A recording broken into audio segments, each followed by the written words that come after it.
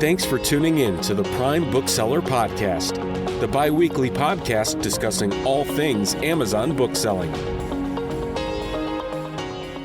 Hey everybody, welcome back to another episode of the Prime Bookselling Podcast. I'm Eric and we are back again for a business segment of the podcast. And today we're talking about simplicity. And again, one of these things that I probably am going to harp on a lot about being a business owner and running any sort of business is to typically the more difficult you make everything on yourself, the more likely you are to fail. So there are certain points in times where things do have to be difficult because it's a difficult process or whatever. But the idea when you're thinking about these things is to approach them from the part of, yeah, this may be a complex procedure, but how can I make this as simple as possible? And why do you want to make it as simple as possible? Because at a certain point in time in your business, first of all, monitoring and managing a whole bunch of really complex procedures is really difficult to do. And if you're not managing it properly, they're not going to be run properly, which is going to cause them to fail.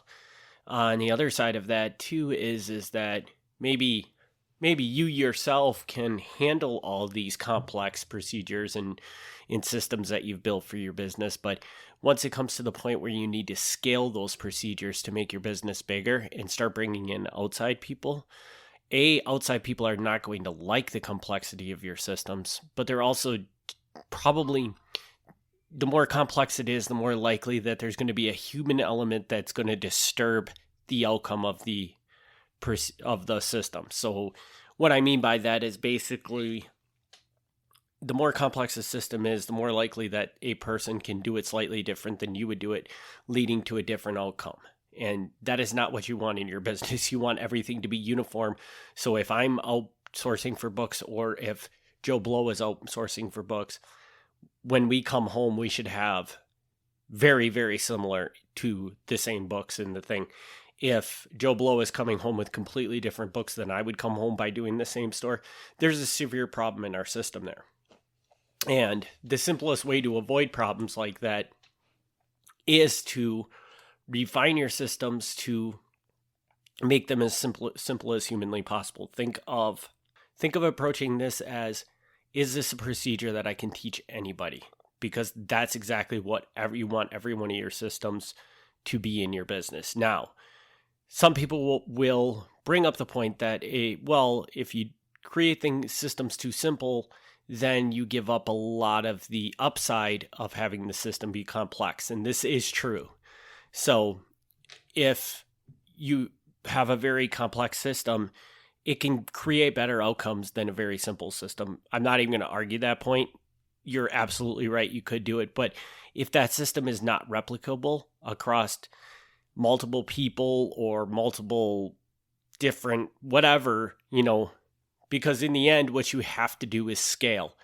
And if you have this system that's extremely efficient, but you can't, so you want these systems to be as simple as possible so you can scale your business, teach anybody to do these systems, and have a very similar outcome to what you would have if you yourself were doing this system.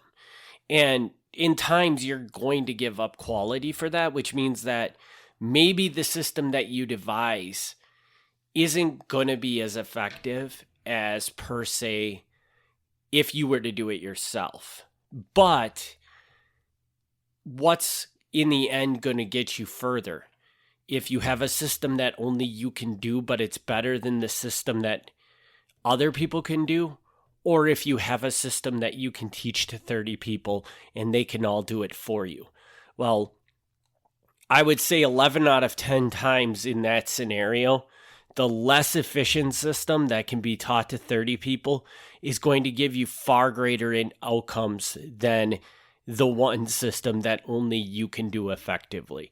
So, and this is another thing where, because you're new and you're first coming into this, things are going to be messy. Things are going to get complex because you're just kind of throwing mud at the wall and waiting for stuff to stick. So you're going to try a lot of things, and until you get it right. So by the time you may have done like 37 iterations of your sourcing method, by the time you finally get the sourcing method to where it needs to be. And after doing 37 iterations, if you're just slightly modifying the process that you have been doing, making slight changes to it, over time that process is going to become bloated and extremely, extremely inefficient. But that's part of the process. That ugliness is part of the process. The important thing is that once you get that system to the point that you want it to be where it's operating at a level that you know this can work for my business, you then want to step back from that process and basically look at the mess you've created, pulled out those critical pieces that you feel are what's driving the success of that system, pull those out and create a simplified version of that system, plug it into your business and see how it performs.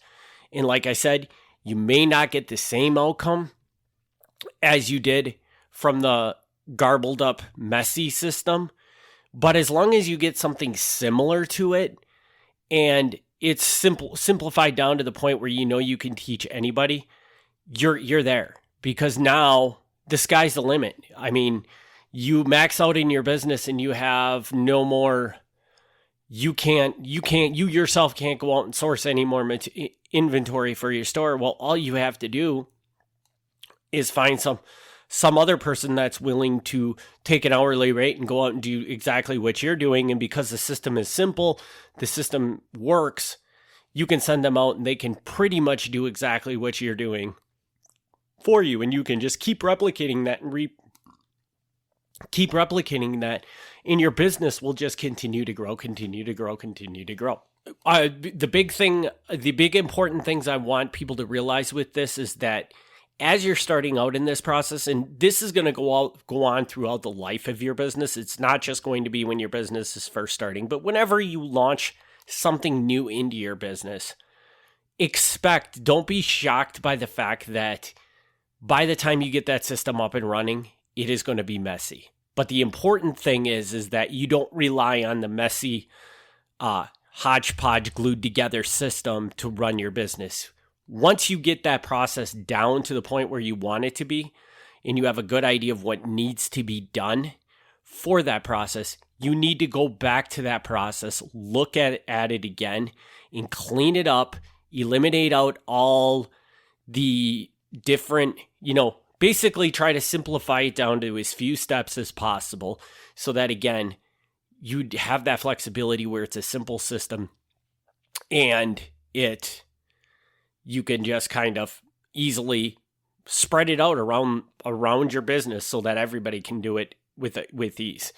The other thing that I want to make you aware of when you think about this, so because somebody might look at this and say, well, this doesn't pertain to me. I have no intention of ever having employees or anybody helping me within my business. And I completely understand that. But at the same time, first of all, my warning was I was that guy and now I have employees. So even if you're the guy that's insistent that you're never going to be, or the girl that is insistent you'll never be that person, you might just be that person. So you should probably just go in with the mindset that that's a real possibility at some point in time. And two, if something breaks within a system and the system has 87 steps and you're not really sure what each step is doing, but when you do all those steps together, you get this outcome. Well, guess what? When something breaks in that system, it's really, really, really hard to find where it broke, what's causing the break, and fixing the break. Whereas if you simplify that system down to the point where anybody can understand it, guess what? When you're trying to troubleshoot a problem within that system, it becomes considerably easier for you to troubleshoot that issue, which in turn makes you figuring, when things pop up, it's a lot less stressful to resolve those issues if you have simplified systems. And believe me, that when you have simplified systems, your employees are going to be much happier because they're not going to have to question themselves on everything they're doing, because hopefully this system will be very cut and dry to the point where do this, do this, do this, and it's yes. And there's none of that, well, in this scenario, it's a yes, but in this scenario, it's a no. These are the big things that you want to cut out of your system. So if you have a lot of, like, a great example of this is when you're outsourcing inventory, is that a lot of people's systems will be, well, if this is this, then I'll do this. But if this is this, then I'll do that. And if you have a lot of layers of that, granted, I'm not gonna argue the point that, yeah, a lot of those decisive decisions you're making may be helping you. You may be getting better source, but the help that it's giving you is very minimal. And the complexity to confuse another person is way higher than the level of positive you're getting back from that system. And that's why you need to strip a lot of that out. I'm not saying you have to strip it all out, but strip it out to the point where it's very basic and it's still getting you your desired result, maybe not down to the percentage point of revenue, ROI that you're trying to get. You might lose a little ROI in the process, but it's going to get you to a point where this is simple and it works. Because simple and works, easy to fix, easy to scale. It's basically easy to do everything as opposed to a complex system. So that's pretty much all I got for keeping it simple or not going complex. I advise you, if you're in business right now and you listen to this episode and you're like, well, none of my stuff is complex, grab a person that's not familiar with your business and sit down and have them show them some of your processes. Let them give you feedback on how complex they are, because a lot of times something can be very, very complex for you, or can be very, very complex in nature. But because you do that thing so many times, it seems simple to you.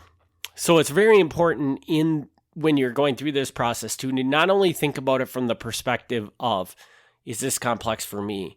But maybe have somebody you can trust to bring in and say, can you give me feedback on how complex this is? And just always remember, when you're bringing somebody in for feedback is that there are a lot of people that will just simply tell you what they think you want to hear, especially if they don't understand the system. So if you're telling somebody and they're like, oh yeah, that makes sense, I like that idea, or I like that system, blah, blah, blah, that doesn't necessarily mean they understand it. So you either have to have somebody you really trust, or even put in checks and balances to make sure that they actually understand the system. Because, if you can get to the point where you have all your systems lined up and in place in a good way to train employees long before you ever have employees come in, that transition of scaling from having no employees to employees is going to be infinitely easier. And not to mention the fact that your business is just going to be a way easier thing to manage. So hopefully this information has helped you a little bit along this line. As always, if you do have questions about these topics, if you just want to sit down and have a further conversation to get some things cleared up or anything like that, feel free to reach out, sales@kingsridgemedia.com. And as always, we do have sourcing options for Amazon booksellers. We can help you find automated Amazon books that can be sent into your store, as well as we do have a program to help you that gives you a little more control over what goes into your store. If you are interested in either of those, check out our show notes or jump over to kingsridgemedia.com and take a look at them, book a time with me, and we're happy to sit down and see how we can help you. And with that, I'm going to wrap this episode up, and I will be back in 2 weeks with another episode. I want to thank everybody for their continued support of this podcast, and we'll see you on the next one. Thanks for listening to the Prime Bookseller Podcast. Join us for the next episode as we discuss all things Amazon bookselling.